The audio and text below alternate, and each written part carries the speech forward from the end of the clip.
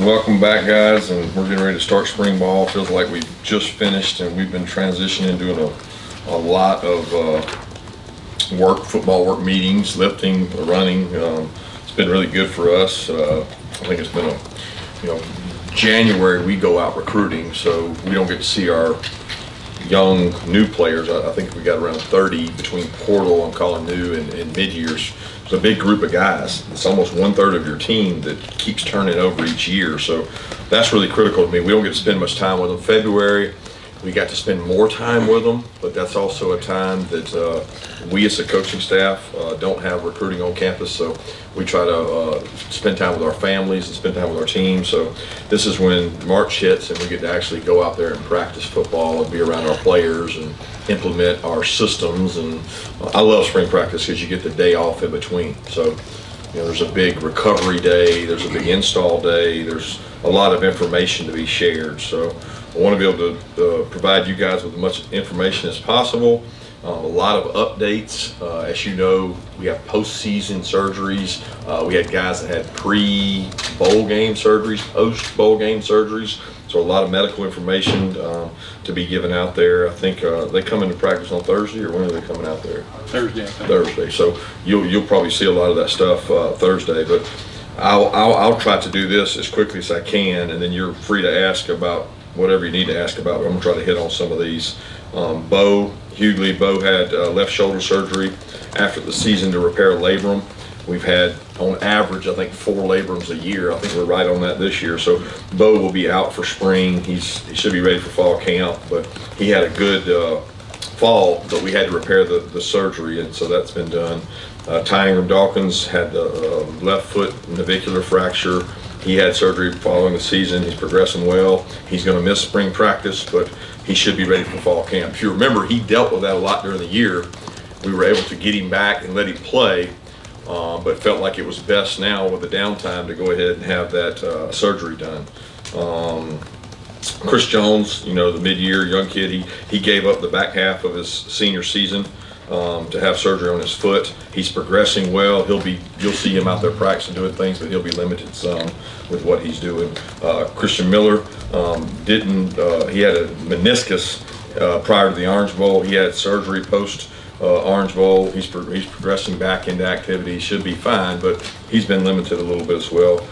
Smile underwent his stress fracture to his navicular to get it fixed. He's going to miss spring ball, but should be ready for fall camp.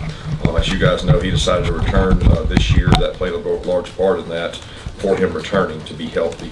Branson, that was a significant injury, if you remember. The patella tendon rupture. He's had 9-month recovery. I think he's at 7 or 8. So he looks good, running straight ahead, but he's not going to be cleared through spring. He's going to get to do a lot of walkthroughs and a lot of things, and at 9 months, he should be ready to go, which should be around the end of spring. Malachi had a shoulder surgery. He'll be limited a little bit in spring. He's going to be able to do some things, but he won't be full go. And then Ra still coming off his foot injury, which he's out there repping and doing things. He won't be full speed. Damon Wilson, who missed the Orange Bowl, has been really good. He got the meniscus repair. He had surgery. He's doing really well. He's full activity now and doing some good things. DeMello's dealing with a little bit of a hamstring.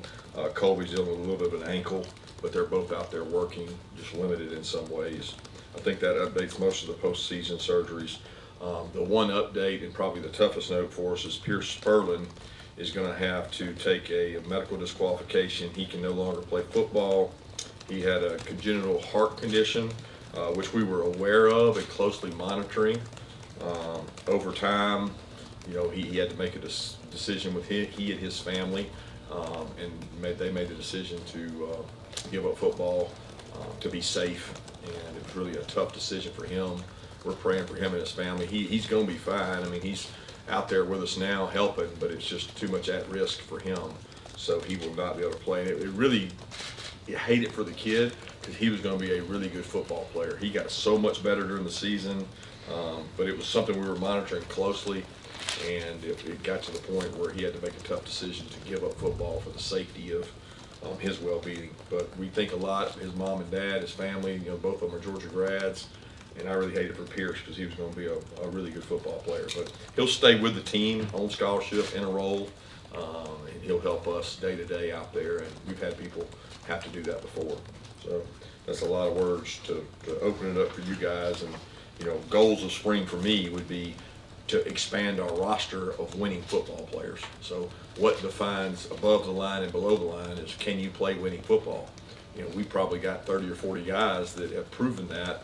We got another 30, 40 that have to prove that to get the team we need to have ready to go play the schedule we have. So that, I'll open it up to you guys.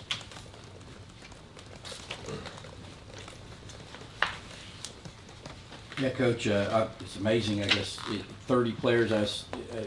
You tell me if all the mid-years and transfers will be present for spring. But my main question I wanted to ask you is, you got 4 new coaches coming in as well, and I don't know how many support staff.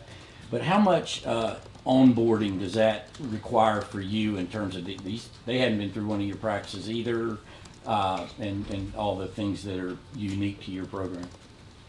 Well, I think anytime you have 4 new position coaches, it's obviously a big transition. What helps with that transition is Dante went through the entire bowl practices. So he's done practice with us. He knows our players. He knows how we practice and does the detail of it. So it's a huge advantage for him.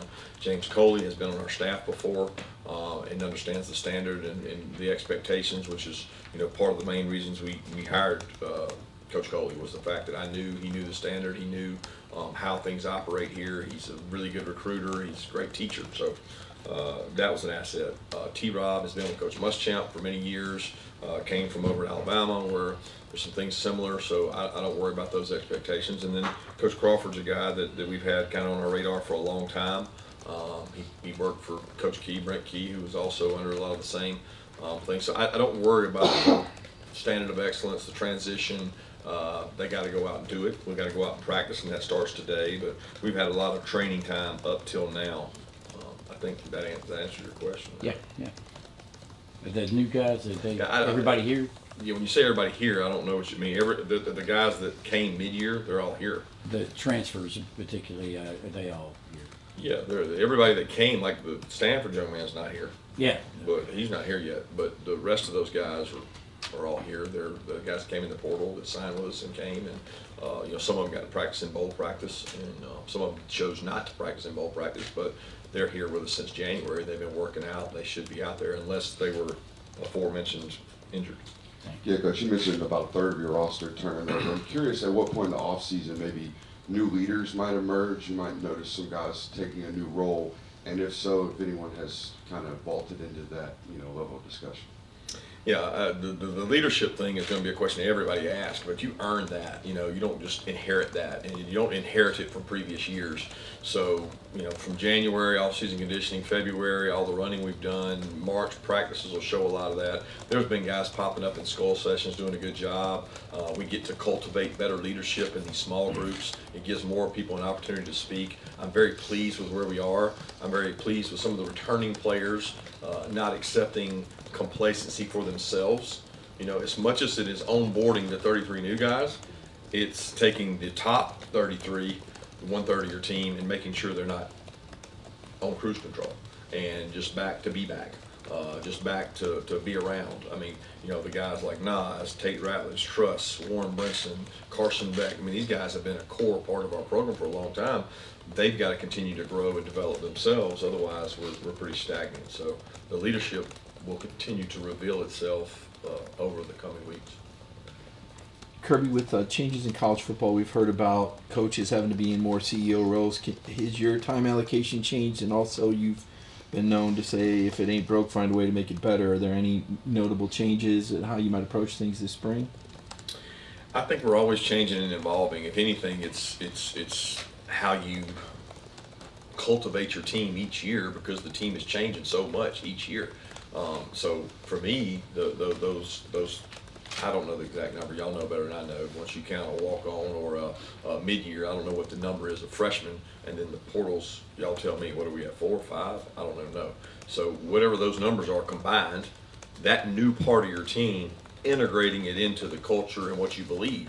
And there's nothing that says those guys can't be good leaders. I mean, everything that we heard about ETN before he got here has held true. He's a tremendous leader. He's a high character kid. So he immediately surges into a leadership role because, he's not a first-year player. He's been in our league. He's been in our conference. He has standards and expectations, and he's high character, and he's proven that the time he's been here. So we try to reinvent our team each and every year with a new identity. I can't say what this team's identity is yet, but I can say they're well on their way to defining who they want to be and who they are, and I'm pleased with where they are in that progress. Yeah, Kirby, just kind of build on that with Carson specifically. Obviously, at this point last year, he'd never started a game. There was so much he still had to do. Have you noticed a change in him over the past couple months, just taking more of a leadership role with the team, having started all the games he has?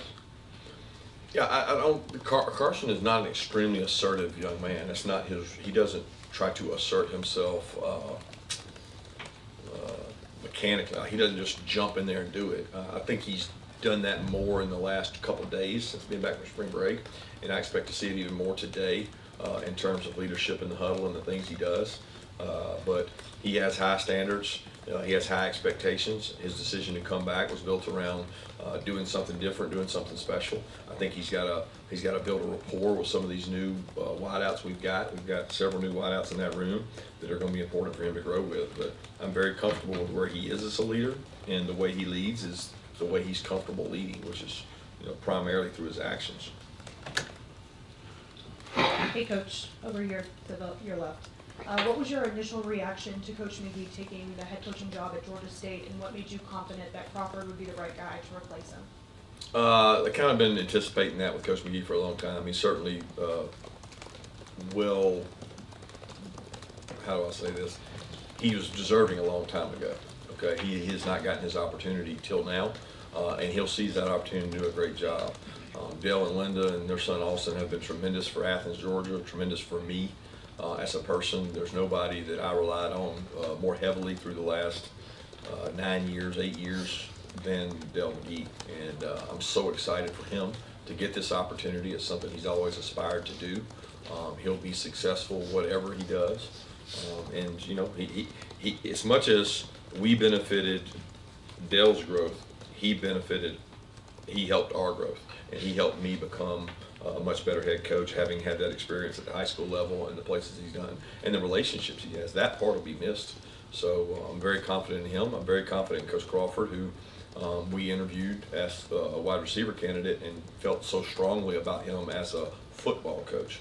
Don't think you have to be any certain position if you're a good football coach, and that was very evident across the state, the places he's coached in our state. I have a lot of respect for the places he's coached and what he's done and how he's grown, and we think he fits our program. Kirby, 2 questions. Give me your thoughts on the proposed mid-summer signing date. They're thinking about adding another signing date in the middle of summer. And what can you tell us about your 3 new wideouts that you got through the transfer portal? Colby Young, London Humphreys, and Michael Jackson.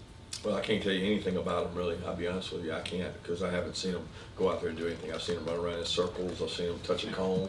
I've seen them, lift the bar. But that doesn't define a football player for me. I can tell you the research we've done to bring them into our program was, do they care more about the team than themselves? Do they believe in culture? And they all check those boxes, and I'll find out a lot more as the spring goes and as they grow. I'm excited about their addition to the wide receiver room. As far as the midsummer possible signing date, look, there's positives and negatives to everything, so we can sit here and debate it. Y'all guys put them all over the internet and things. There's high school coaches that say, well, they won't play their senior year. Well, if a kid doesn't play a senior year because he signed, I don't really want him on my team. I just, if he's going to opt out for a senior year, then well, he would do the same to me. So I don't really know if that's a viable option. A lot of high school coaches think, well, at least I'll get my kids signed, because high school coaches and players are losing opportunities ad nauseum by signing in December and not having spaces because of the portal. So, I don't like the idea of someone signing before their senior year, because I think the senior year matters. I think in the state of Georgia and the Southeastern Conference footprint, the high school season of your senior year still matters. I want to watch a kid play. I mean, NFL teams that want guys to skip their fourth year and not evaluate them, or skip their third year that they'll be draft eligible and not evaluate them. I prefer to have them play and grow, and I think it's good for the game.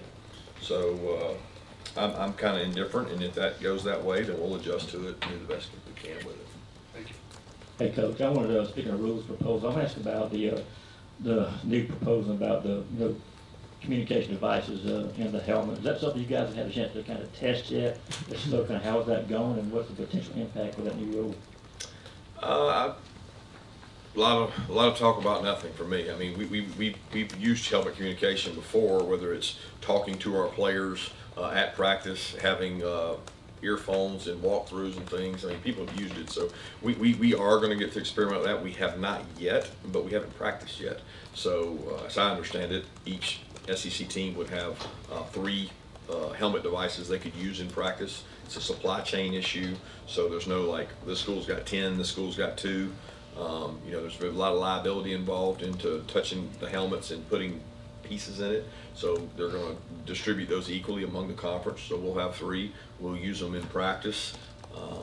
You've got till 15 seconds left on the play clock to talk to them. So we got plenty of time to implement that. We'll use some of that in walkthrough, but not the actual helmet, because you can't have a helmet in a walkthrough. But we're going to find ways to simulate it and try to get used to it and get the players accustomed to it. We're going to visit with some NFL teams on how they use it and what all information you try to get to the player. You don't want to overload them with information. Time for one more question.